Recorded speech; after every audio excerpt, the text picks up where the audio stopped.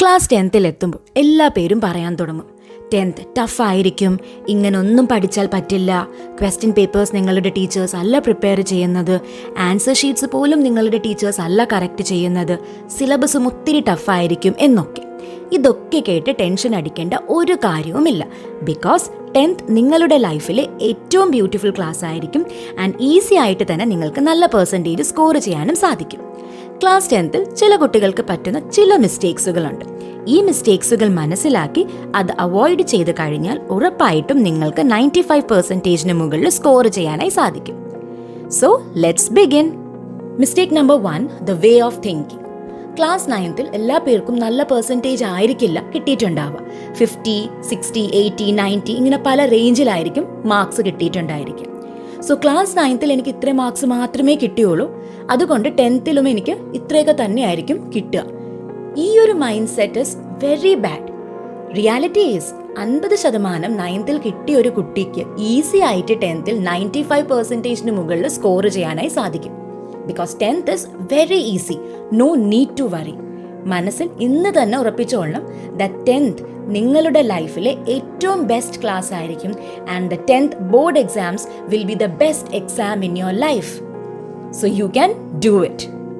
Second mistake is no smart study. എത്ര മണിക്കൂർ പഠിക്കണം എന്നുള്ളതിൽ ഒരിക്കലും ഫോക്കസ് ചെയ്യരുത്. ഫോർ എക്സാമ്പിൾ, ഒരു 8 hours പഠിക്കുന്ന ഒരു കുട്ടിയെക്കാളും ചിലപ്പോൾ 4 hours പഠിക്കുന്ന കുട്ടിക്കായിരിക്കും കൂടുതൽ മാർക്സ് സ്കോർ ചെയ്യാൻ പറ്റുന്നത്. So how many hours you are studying doesn't matter. What matters is that you have to study daily. ഇതിൽ വരുന്ന വേറൊരു പോയിന്റാണ് സബ്ജക്ട് സ്ട്രാറ്റജി. ഓരോ സബ്ജക്ട്സിനും ഡിഫറെൻറ്റ് സ്ട്രാറ്റജി ആയിരിക്കും. ഇപ്പം 9th നിങ്ങൾക്ക് തന്നെ ഒരു ഐഡിയ കാണും നിങ്ങളുടെ ഏത് സബ്ജക്റ്റാണ് വീക്ക്, ഏത് സബ്ജക്റ്റാണ് സ്ട്രോങ് എന്നുള്ളത്. ഫോർ എക്സാമ്പിൾ, ചില കുട്ടികൾക്ക് സയൻസ് ഈസി ആയിരിക്കും ബട്ട് മാത്സ് ടഫ് ആയിരിക്കും. സോ 10th വരുമ്പം സയൻസിനേക്കാളും കൂടുതൽ ടൈം ഡിവോട്ട് ചെയ്യേണ്ടത് മാത്സിനായിരിക്കണം. Mistake number 3, lack of self study. Schools, tuitions, video classes, lecture classes ഇങ്ങനെയൊക്കെ നിങ്ങൾക്ക് 10th ഉണ്ടാകും. ബട്ട് ഒരു 2 hours എങ്കിലും സെൽഫ് സ്റ്റഡിക്കായി വേണ്ടി മാറ്റി വച്ചേ പറ്റുള്ളൂ.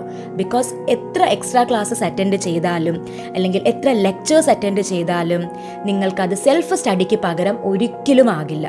So self study is very important. 10th എന്തായാലും സെൽഫ് സ്റ്റഡിക്ക് എല്ലാ ദിവസവും ഒരു 2 hours മാറ്റി വച്ചേ പറ്റുള്ളൂ. Fourth mistake, not following NCERT. 10th എത്തുമ്പോഴത്തേക്കും ഒരുപാട് സ്റ്റഡി മെറ്റീരിയൽസ് അവൈലബിൾ ആയിരിക്കും. അതുകൊണ്ട് തന്നെ മിക്ക കുട്ടികളും NCERT റെഫർ ചെയ്യാറേ ഇല്ല. ഒരു പ്രാവശ്യം പോലും NCERT വായിക്കാറില്ല. That's a very big mistake.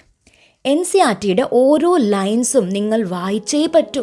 Because questions ഏതെങ്കിലും ഒരു ഡയറക്റ്റ് ലൈനിൽ ഉള്ള കൺസെപ്റ്റിൽ നിന്നുമായിരിക്കും ചോദിക്കുന്നത്. സോ എത്ര റെഫറൻസ് മെറ്റീരിയൽ ഉണ്ടെങ്കിലും your first preference should be NCERT.